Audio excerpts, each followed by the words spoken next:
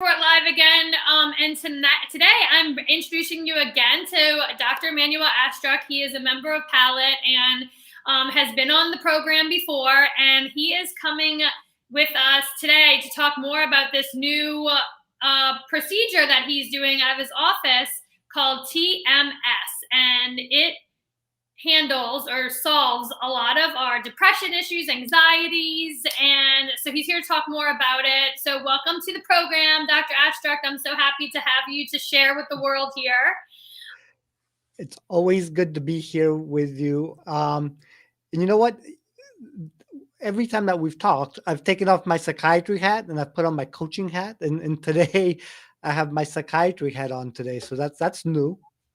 Yeah, well, I mean, I've always kind of said to you, if I was a doctor and I had credentials behind my name, I would certainly use them all the time so I know that there's been times when you're like, you know what, I don't want to be talked to like a doctor. I'm just like a normal person and I'm a human just like the rest of us. And I'm talking about coaching and advancing yourself and like being a lifelong learner. So it is cool to finally be speaking to you as the doctor that you are and the expert in all of these things that you are. So I'm so excited to have this, to be talking to you with this hat on. That's great. And we can talk doctor stuff and business stuff and all of those things as a member of Palette, right? So Yes. that's one of the great things. I heard this idea from a guy. His name is Sam Harris. He's a podcaster and a philosopher and kind of a thought leader in many things. But he talks about how to be like one of the most unique people in your field in the world, how to like make yourself world class at something. And so I'll tell you his story and then I'll like backtrack it to mine and then you can talk about yours. So you look at three things that you're really good at. Um, and you put them together into circles and the Venn diagrams where they intersect. There's very few people who are at that intersection. So Sam Harris, he was a philosophy major, um, and then he had a neuroscience master, and then he was a meditation teacher, practitioner, expert. And he says that any one of those things, he's in the top 5% of the world, but not like world class. But when you put all three together in that intersection, uh, there's two people maybe in the world that have that skill set. So for me, I'm a psychiatrist, so mental health and all that goes with that. And I'm an entrepreneur and a coach. And I'm also someone who's gone through a bunch of stuff. And when I am putting on my coaching hat, I can talk about that. And there's very few people who can like have that level of expertise where those three things overlap. Yeah, I mean, it's always been so profound to me to be able to speak to you because you have the credentials of a doctor and you've been a psychiatrist for, I don't know, like 30, 35 years. So we're not aging you, but you have a lot of experience to bring to the table. And what I thought was so exciting when we got to know each other was when you said, you know what, I want to do more to help people who are willing and able to do the work in order to advance themselves. And so it's overarching the psychiatry aspect of it. It's working with people who want to keep on advancing themselves, want to advance others, want to be part of a greater goal or a greater cause, and they just need that accountability piece that a coach brings to the table. So I think it's awesome because you have like the best of both worlds and you can apply both of these skills to the coaching industry. And I think that you, through just your experience in coaching, have naturally started to use that to and applied it to your own practice. And that kind of is how the TMS machine came to be, from what I gather. Because there's one thing that you used to say, or you have said in the past, like psychiatry or like going to a therapist and being medicated can only take you so far. And if you're not finding that you're getting all that you need out of those treatments, there are other things that you can do in addition to or instead of, once you've gotten beyond managing the issue at some degree, if that makes any sense. Exactly. It's so interesting to me. So I've been doing psychiatry for, we'll make it closer to 20 years and 30 years, but a while, more than one decade.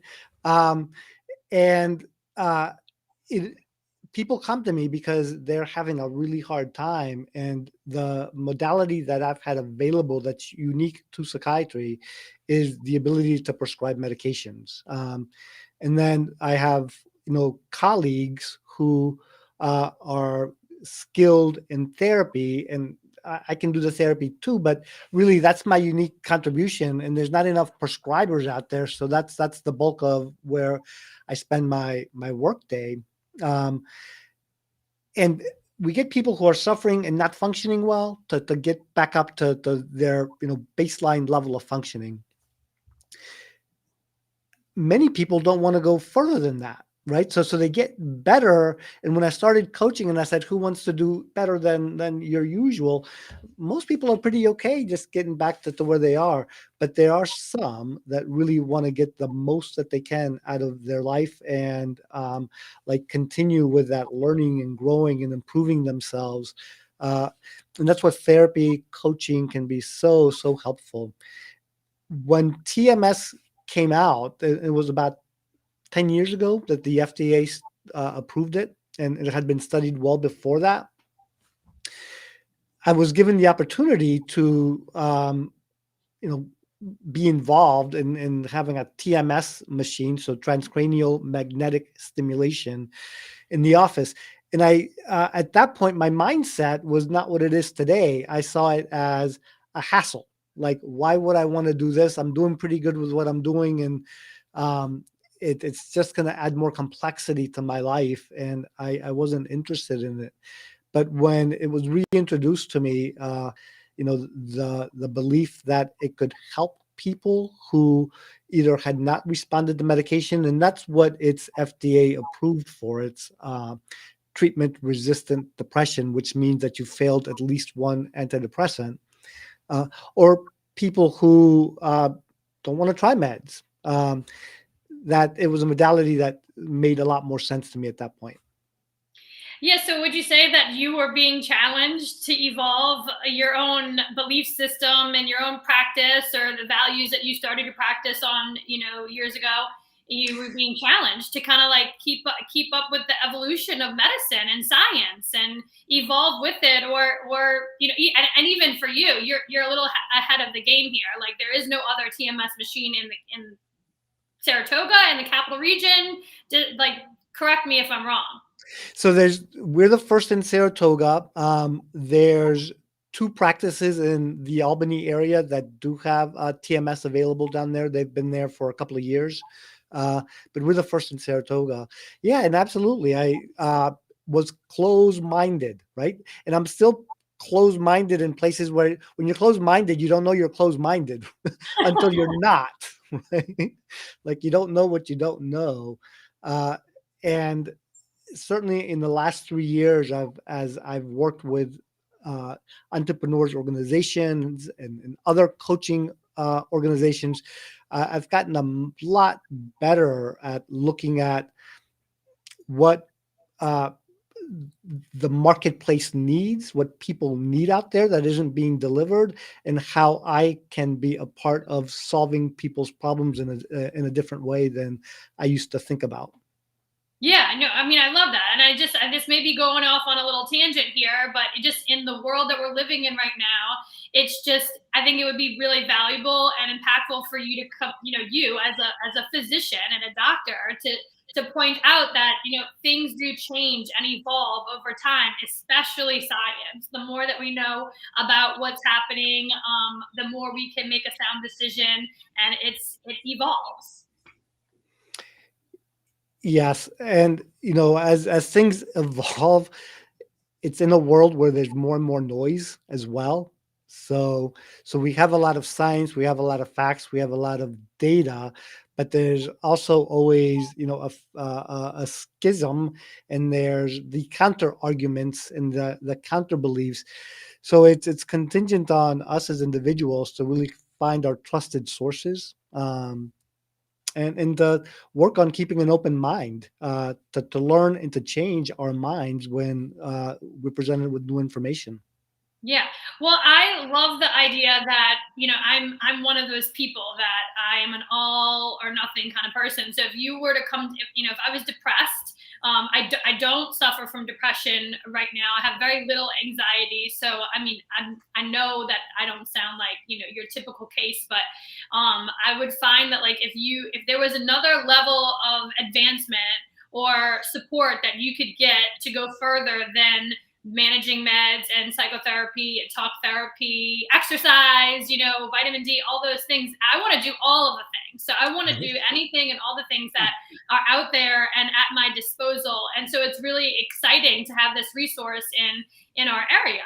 And so tell us more about, you did mention already that it's FDA approved for someone that has failed a medication, like a clinical prescription for anxiety or depression.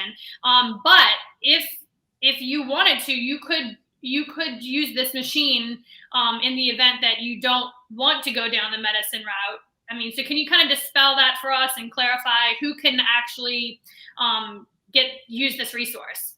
So let's start kind of big picture, which is the FDA approved indications. So FDA approved are three things right now. It's kind of four, but the two of them are very similar. So treatment resistant depression, and as the FDA defines that, that's failing one antidepressant. They also have an indication for what they call agitated depression. So that's depression that includes a lot of anxiety and agitation. The FDA has approved it for OCD, obsessive compulsive disorder, and also for smoking cessation. Currently in my office, we only have the hardware to treat for depression and treatment resistant depression, the agitated depression illnesses. That being said, when a modality is available to a physician, we can use it off label. So if someone had a significant depression and they came to me and said, look, I have depression, and we evaluate them, they really have depression. I really don't want to take medication. All my friends have been on meds. They've had problems on meds, whatever the story is. And I'm willing to try this technique. Can you do that? It would be what we call off-label use for the treatment. And this really comes into play in order to get insurance companies to pay for this, right? So yes. So when if there was no insurance, and then we're just going by FDA guidelines, that's what the FDA says. So the Food and Drug Administration that regulates pharmaceuticals and technologies for patient safety. Now, once the FDA has cleared a medication or a modality like TMS, now the insurance companies get to make their own decisions as to whether they want to cover that or not. So what most insurance companies in the area do with TMS is that they want you to fail 4 antidepressants and a course of psychotherapy before they'll approve it. And okay, so but I find this to be really troublesome because when you go into, like, when a patient comes to you and they're depressed or they're having issues and you put them on a prescription, it takes 6 months or so to figure out if that's going to work. So you go through 6 months 4 times, plus you're in conjunction, you're doing talk therapy or psychotherapy or some other form of therapy. We could be talking years down the road for a person that is struggling. And I'm big on access and access to resources and solutions that are going to help people today and now. And I think that right now, again, with just the world as it's as it is right now, everyone is struggling. Everyone's really stressed out, overwhelmed. And this is not those economic or just cultural stresses that we're feeling right now are not going away anytime soon. If anything, they're getting worse, then they're getting more chaotic. There's more noise and more stress. And so like what are your thoughts on this? Is there any way that this can be changed anytime soon, or we just, it is what it is? Um, I think that there's a reasonable chance that it'll change over time. Um, what's challenging is to get enough data and information that can be presented in a scientific way to the insurance companies, and it's kind of then public knowledge of what we're looking at, and why it makes sense to change the treatment algorithms.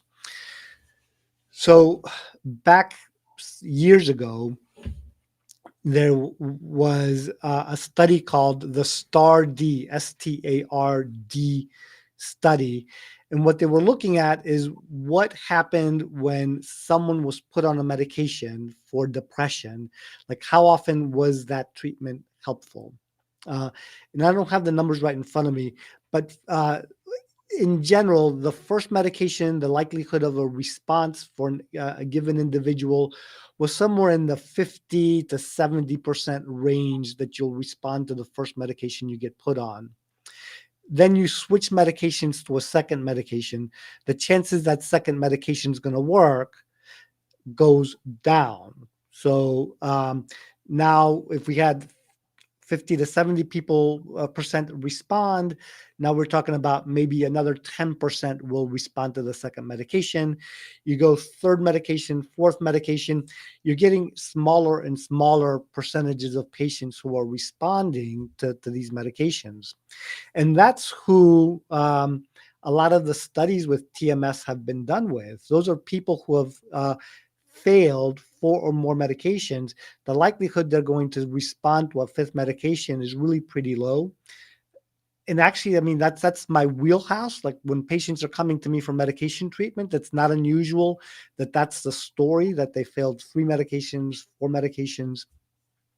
And my job at that point is to start to get creative and to look at combinations of medications, and we can get decent results, but it's with a much higher side effect burden a lot of times in terms of the medications that we're having to use. But within that group of patients who failed 4 medications and the chance of a fifth medication working, TMS has a 50% response rate, 50 to 70, depending on the studies that you read, which is really pretty good for a treatment-resistant group of patients. And if you look at people who are in their first failed medication or second failed medication, it's going to be just kind of logically even higher than that.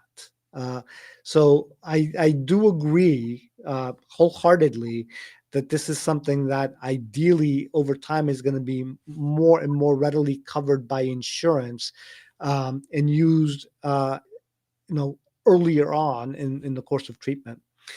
When we are switching medications, the usual time course, like if you're in treatment with me, um, it's usually every 6 to 8 weeks that we're giving a medicine a chance to work. And we're looking at 2 factors. We look at getting the medication to an adequate dose, which can take, depending on the medication, a week to 3 weeks, and then giving it adequate time to work before we consider it a failure and move to the second medication.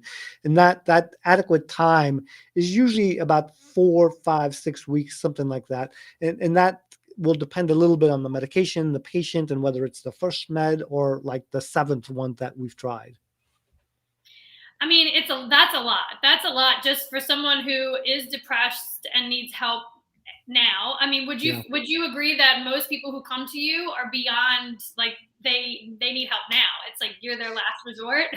Right. I mean, it's challenging, and the patients that I treat here are people who are insured by and large, and they're struggling to maintain their function and get to work, and keep, like, if you stop working because you're too depressed to work, which happens, that's a big problem.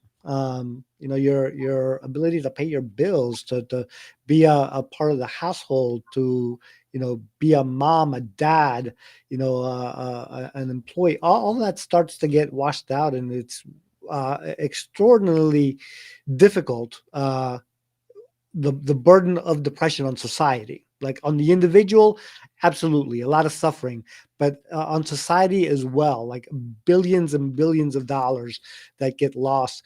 People go into work, and there's a condition called presentism. Presentism is when you show up to work and you're present, but you're not productive, right? So you're shuffling papers, you're doing just enough to like not, call attention to yourself. Um, but it's cost society a lot. And I mean, again, not an expert, you are, but the amount of people that are struggling with depression and anxiety is alarming, right? I mean, before the pandemic, alarming, and now it's all just exasperated. Yeah, so the numbers right now are, something like 1 in 5 people at some point in their life are going to experience a major depressive episode. And again, looking at big numbers, big trends with depression, if you have one course of depression, right? So you get diagnosed, you come down with depression, someone diagnoses you, you get treated, you respond to treatment, and you get adequate treatment. So adequate treatment is defined as, 6 to 9 months staying on a medication, even after you're feeling well. Uh, Most people don't do that. The average prescription that gets filled for an antidepressant never gets refilled. So like people take it and then they stop, either because they don't like it or they get better and they stop. But a full course of treatment is 6 months to 9 months after you get better. Then you stop the medication. 50% of those people are going to have a second course of depression. Um, so you treat that second group of folks with medications, they get better. Um, 6 to 9 months of treatment. That second group, the chances they'll get a third a course of depression is up to 75%. Wow. And after that third, the chances of having a fourth course of depression is up into the high 90s. So what that tells us is that when you have more than one episode of depression, depression starts to look more like a chronic illness, and the benefit of being on medications more consistently is important. And it's actually one of the really interesting things with TMS. It's been studied in these groups, and the data shows that someone who's treated with TMS and gets a good response to TMS goes into what we would call remission. They can have remission for years, 1 year, 2 years, or more, without having depression. And if you've responded to TMS and depression shows up down the road, uh, the the um, the rule that they talk about is once a TMS responder, always a TMS responder. So TMS will work again. Well, I wonder the thought, like, our brains, right? Our brains, once you get into a skill set or like a rhythm or a habit, it becomes, a side effect of who you are. So if you continue to get depression and you don't get adequate treatment as defined by you, and then chances are high that you're going to get it again and get it again and get it again. So why not get adequate care, right? Or like be committed to your overall health. And I know this all sounds so much easier said than done, but be committed and working with a committed provider, right? Because it's not always, I mean, it is the patient, they have to get to you, but it certainly helps to have a good provider that's, following up and making sure that, you're working together to get to this, solution.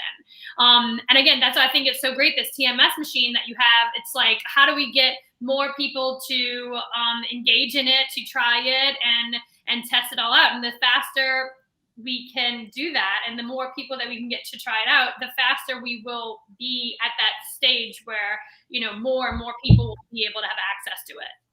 Right. Um, and that's my goal with having TMS available here, is to have another modality available. And how I see things looking down the road is, for now, uh, people who want to use their insurance have to have those conditions met. We have to check those boxes. You've been on 4 medications, you've had a course of psychotherapy, you haven't responded, then we can get authorization from your insurance company. And people who are have not met that criteria, but they still want TMS, um, they pay out of pocket for TMS where it's available for them, and that's the option that they have, and it's not, it's not an it takes a fair amount of resources for TMS to be used. So there's a time resource. We haven't talked about this yet, but for TMS, you need to come in 5 days a week. It's about a 30-minute in and out period of time to the office for 4 to 6 weeks, something like that. So we're talking something like 36 sessions of TMS, sometimes longer than that. So from a time perspective, it's got a cost associated with it, um, and then it's got a price tag associated with it as well. The going rate right now for TMS in the area is $6,000 to $7,000 for a course of treatment.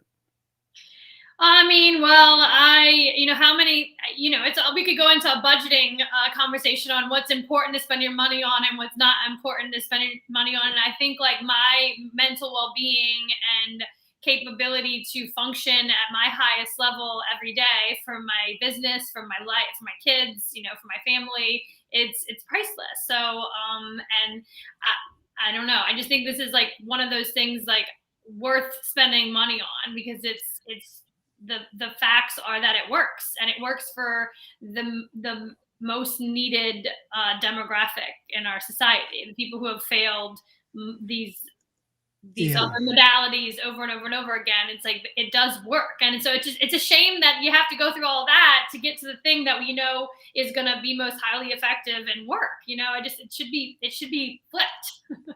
So just to be clear, it's not a guarantee that it's going to work, right? So we're still talking percentages. Um, the the study groups of people who have failed to respond to anything, 50 to 70%. So we take it to people who have failed, their first medication or been on no medications. It's going to be higher than that. How much higher than that? 80%, 90%, whatever that number is, it's not 100%. Unfortunately, nothing is, right? But the point that you're making, I think the big picture is that, what is your health worth? And the fact that there's something that's available that you can use, especially for people who are like they just don't want to try the medication piece because of the side effects or whatever the other thoughts are. It just makes a lot of sense that you can work to figure something out for yourself. One of the What TMS is. We've talked about what it is, but like physically, it's I went and tried it. Everyone, I went to Dr. Astrak's office a couple weeks ago, and he tested this all out on me, and it it's certainly, it seems like nothing I've ever done before. There's a cap that goes over your head, and it's, I don't want to say zap, but it is more than like a knock or a tap on your head. But explain what it is physically, the experience, and right. what's actually happening when you come and engage in this treatment. The helmet that Catherine's talking about is a helmet that has a very strong magnet. Think magnets like in a MRI machine. So it's very strong. And what we do is we place the helmet on the patient's head, and we're trying to adjust the energy level of the magnet to the individual patient who's coming in, because everyone has a difference in terms of, their skull and their brain. So we find what's called the motor threshold. So your brain has along the side of it what's called the motor cortex, and that's where all of your body movements are controlled, that you are physically in charge of. And the magnet is first put along the motor cortex. We do individual little pulses while we're looking at your hand. You remember we were looking at your hand, Catherine, and we see the hand kind of move from the magnetic pulse, because uh, when you apply a magnetic impulse to the brain, it creates electricity, and that's how the brain communicates, right? It's all electrical within the brain cells. We find the minimum amount of energy that's required to stimulate the hand, which is the minimum amount of energy that we're going to be using for the TMS. And then we relocate the helmet so that it's over your frontal cortex, your right frontal cortex. And that's where we're going to stimulate. The machine delivers a very, very fast 2-second burst of um, stimulations, and then it rests for 20 seconds, and then it gives you another 2-second burst, and it does this over about 28 minutes to give you one course of treatment. Yeah, and this, from the user standpoint, from the patient standpoint, this really just feels like a knocking on your head. And it's definitely not painful. I don't know if you've seen other patients it be painful, but for me it wasn't painful. It just, and earlier when you were telling me all about it before I showed up and you tested it out on me, I was thinking like a zap. Like I thought I was gonna feel like a shock. And it's not a shock. It's absolutely not a shock or a zap. That is not what the TMS machine is. It's more of like a knock. Yeah, that's the best way I can describe it for people. So I tried it myself, and everybody in the office tried it when we were training on it. To me, it felt like a hammer, like someone was knocking on my head with a hammer. It was not super painful, but it was not pleasant. And we've got some patients who are currently using it. There's a range. Some people really are very it's very disturbing to them, and to other people it's not that big a deal. So some are like you, Catherine, where it was like, this isn't that bad. And what we do with people who find it to be more uncomfortable is we start off with a lower threshold. We turn down the power, and what we found and what people find is that you gradually acclimate to it, and we can go higher and higher over the course of the treatment. Okay, so let's take this next steps. Like when do you really start to feel the effects of it? And can you take? I mean, I guess it depends on what state of mind you're in when you start the therapy. If you're clinically depressed or you're not functioning, that's like one extreme. But the other extreme is like when do you know that it's working? It's all over the map, right? Some people will start to get benefit early. Some people will be closer to the 4 to 6 week mark. One of the questions in the field right now, and this is being studied very intensively because there's so many variables that can be used, but one of the there's a group of people who do TMS that say if you keep giving TMS long enough, people will respond. Like the problem is that we're stopping too soon. During the pandemic, one of the big researchers who was in an academic institution, what he said they ended up doing, because they were trying to keep the social distancing and physical distancing, so they were limiting the number of people in the clinic. So they had to stop at 4 weeks. If someone had like absolutely no respond at 4 weeks, they stopped at 4 weeks. He said prior to that, they would go up to 6 weeks before they would call it quits. If you start to show some response, right, at week 4, 5, whatever, and you're not fully recovered, the fact that you're showing some response, I think, means that you can go till someone's, gets the full benefit that they can. So the idea is just to keep going until you feel better.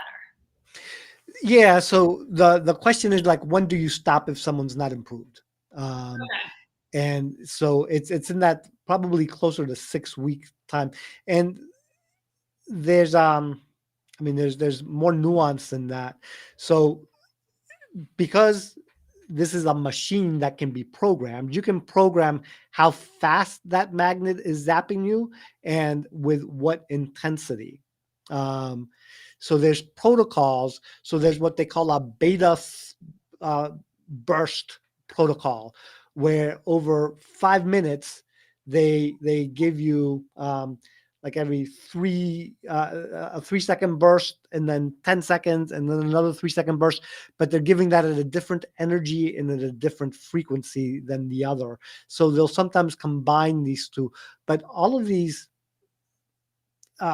ways of using the machine can be programmed into the machine. And there's more and more data that's coming out. In Stanford, there was a paper that came out last year where they took people who had like outstanding treatment with Stanford, who had responded to nothing. Um, and they did a 1 week protocol where it was very intense. I mean, it was hours of treatment a day, but in 1 week, they got 90% of these individuals to like get a response and like get their depression better. Which is, I mean, to me, that's just remarkable, because I know how hard it is with, providing good treatment and someone's just not responding. And to have 90% of this group respond is just like a miracle. Or it's just science. It's science. It's Yeah. science. Yeah. It's The science. advancement of science. Yeah. Yeah, science Yeah. is so cool. Yeah. So tell us, like, what are the side effects? Like, I didn't get any headache or anything. Granted, I only tried it once, but any side effects whatsoever with this? The most common side effect that we've seen and that people tend to get is headache. Um, I've had some people who, especially as the energy level is increased, will get a little bit of dizziness just while they're walking, and that tends to pass pretty quickly. Uh, there's a very small chance of having a seizure. The times that people have had seizures, it's been because they have deviated from some of the rules that we set down with TMS. So one of the rules with TMS is like whatever medicines you're taking, whatever your baseline consumption of alcohol or coffee, like don't make a change while you're going through TMS, right? So now's not the time to start like, going on benders, or to stop drinking, or like, go off your, like if you make any changes, it's okay, but you got to let us know, because then we have to reestablish the motor threshold. So the seizures that have been seen have been when somebody has made a change and then not told the providers about that. So yeah, So, and there. I don't even know if, like, this might confuse people, but again, when you first started telling me about this, I'm like, is this like electroshock therapy? And you were like, no, and this is not that, but it's like just different. It is a totally different modality, but can you just dispel that also? Because I just want people to realize that this is not that extreme. Right. In shock therapy, I actually, in my, previous life, 20 years ago, I used to be a psychiatrist that did ECT on patients on an inpatient unit when I was working in Poughkeepsie. So electroconvulsive therapy is one of the oldest therapies that we have. And a lot of people don't realize that we're still doing it, but we do it because it's incredibly effective. The biggest differences between TMS and electroconvulsive therapy is that the whole goal of ECT, electroconvulsive therapy, is to have a convulsion, right? It's to use electricity that's passed into the brain to give someone a seizure. And that's done under very controlled circumstances. There's an anesthesiologist there. We do monitoring of your vital signs. People are given medications so that they're asleep. We give them a short acting paralytic agent so that when you have a seizure, your body's not moving. Um, and it takes a little bit of time to recover from that. And there's oftentimes a memory loss during the time that you're receiving ECT. ECT is generally done on an inpatient basis. Some places, most don't, but most places it's inpatient. A couple of places will do outpatient ECT for somebody. So TMS does not include having a seizure. Um, you walk in under your own power, you leave. We have many patients who are leaving and driving themselves home. Um, and there's like no seizure that takes place at all, and it's an outpatient procedure. And a different level of need, right? When you say, like, when you're doing the electroconvulsive therapy, it's a different circumstance. Well, it's actually an interesting question. So a handful of insurance companies say you have to fail 4 medications, therapy, and ECT before they'll let you try TMS. Um, Wow. so the patient population, more and more as we're using this more, um, ECT is a go-to because we know it works. Like, we trust it because it's been around a long time. And if I have someone who is in dire straits, would I recommend TMS before ECT? I'd probably still say if like it's like an emergency, like we would go with ECT. And what's a psychiatric emergency? It's someone that has stopped being able to get out of bed. They're not able to eat anymore, and they've just like completely given up, right? So at that point, I'd say, let's look at an inpatient hospitalization and ECT. They need more support. But in many ways, it's looking like TMS uh, can be used both at that very severe stage, but also at a much earlier stage. So across the span, ECT may very well be helpful at an earlier stage, but it's just so involved, right? To go inpatient and to get knocked out, it's usually not used in that way. And is it covered? Like, so, like, if and I'm just saying, are there barriers to pay for ECT? Like there are TMS. Like, you have to fail other modalities before you can do ECT. So ECT, usually by the time it's being used, it's pretty clear that it's needed and the coverage is forthcoming. So that's an easier lift just because we're looking at a subset of patients who are very, very symptomatic. And the insurance companies are familiar with ECT and sort of it's higher on their list of things that they're likely to approve just because they know it, they trust it, they don't think it's unreasonable. And it's been around for so long. So I guess, like, another Yeah, 10 years, another yeah, 20 years, TMS yeah. will be just as lucrative or supported by our insurance companies and maybe our culture and society in general. I think that it's going to be, like you said, when you look at science, it's going to be the science. It's going to be the fact that there's more and more science, there's more and more data that it's effective. And, treatment for depression is not the end of the story with TMS. We can target so many parts of the brain, and there's so many ways that they can set up the program of how to deliver the stimulations. Many parts of the world are looking at TMS for the treatment of other anxiety disorders, PTSD, ADHD. There's going to be a lot more stuff that gets covered over the long run with TMS. So that's so exciting. That's like the good news, right? Like, this could be Yeah, like, yeah. do you think, like, well, I guess you have to be a doctor to operate it, or under a doctor's care to have it, used on you. But, like, maybe one day we'll all have TMS machines in our house and just zap ourselves whenever we're feeling a little blue. That's Yes, I mean it's hard to know. But there's protocols that are coming out for migraines. There's some evidence that in some concussion, post concussive syndromes where people are still having problems. Like there's a lot of it's very early on in what we know, and it's really exciting for me as a psychiatrist. So I'm venturing into business and coaching and other things. Um, but as a psychiatrist, to see all the new things that are coming online from TMS to psychedelics,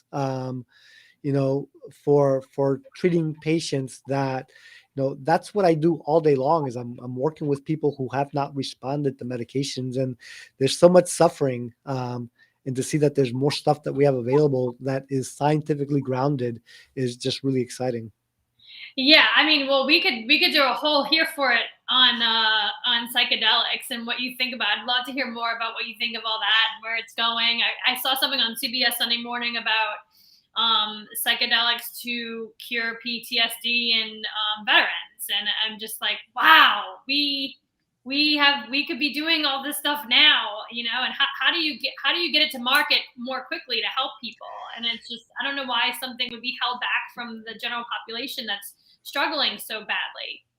Yeah, so there's a lot of research with ecstasy and having like 3 courses of ecstasy with a therapist in soldiers who've had exposures to terrible traumas and have PTSD, and to see symptoms kind of clear up.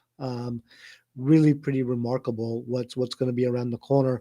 And there's multiple labs that are now working on, they have to figure out all the safety protocols and the effectiveness data, to bring it to the market. um, and they've actually been fast tracked. So the fact that we're even talking about this nowadays is pretty remarkable, because it wasn't that long ago, like, no one would have thought about sponsoring or writing a grant for studying this stuff.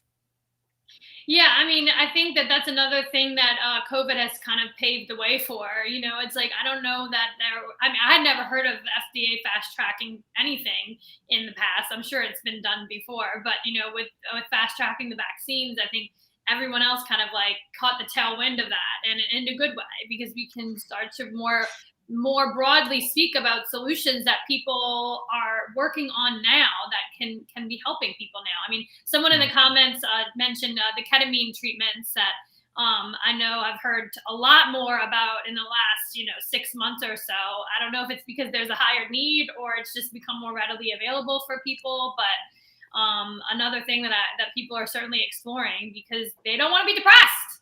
Right, right. And it's challenging, right? Because when we bring something on, so ketamine was available and people started using it before, and it still doesn't have a psychiatric indication. Well, that's not true. There's one form of ketamine that has a psychiatric indication, but it was being used well before it had the psychiatric indications.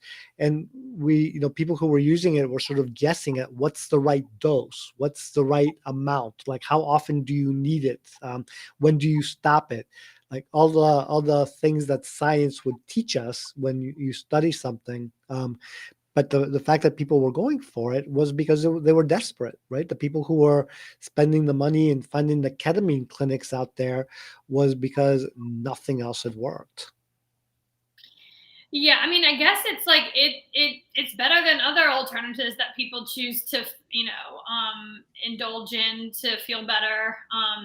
And I mean, obviously, yeah, we could talk about this forever because it's just so exciting to have this in at our accessible to us now. Granted, it's expensive, but as more people use it, the cheaper it'll get, right? Like the more widely used it is, and I'm excited to know you and to have you to tap into whenever we need some little support, some reassurance that the science is true and we should follow it, we should believe it, we should pay attention to it. And it, just your commitment to helping people. I steal your words all the time when you said this a long time ago. you just want to help more people, and have that compound interest of support for people. So I love that. And it's been so much fun just to explore all this with you. And anything I can do to get the word out, I'll travel with that cap on if you need me to. I mean, it certainly was it was different, but I mean, if you're willing and able and committed to your feeling better yourself, you got to try it out. No, that's great, Catherine. And you're always a big supporter of mine in so many ways. Love to talk in any other subject that you want to talk about, from entrepreneurship, right, to psychedelics. Like, we can cover it. All right. Well, yeah, psychedelics are next, and because it's something that I definitely would not like. I don't personally want to explore it, but I just want to know more about it, and I think that I'm just one of those people. Like, I'm just committed to like learning as much as I can in the lifetime that I have, and sharing, is caring. And it's all about making sure that people know about what, shared experiences and what is working for people, what's not working for people, and leaning on the experts in their fields to kind of like, keep going. So thank you so much for sharing your time. I know you're a busy guy, so I appreciate that. And anyone that is interested in any of what we talked about today, you can reach out to Dr. Astrak on his website, or you can find him through Palette, LinkedIn. This video will be on my Facebook page, on YouTube, LinkedIn, everywhere we can be, we are. So just keep your eyes open, and by all means, reach out. Dr. Astrak is absolutely accessible, happy to answer any questions. I'm the same. I mean, I'm here to, I love to talk, and help. So anytime, anybody wants to reach out, just, message me, DM me, email me. I'm all around. I'm here for it. All right, Catherine. So, and my website just went up for the practice. Like, believe it or not, I didn't have a practice website because I didn't need one. People like just found me. But we decided we needed to join the 20th century, and Manuel Astrak MD and Associates, or Manuel Astrak MD, and you'll find it. Awesome. Thank you so much. Have a good holiday, and we'll see you all next time. Thanks for tuning in.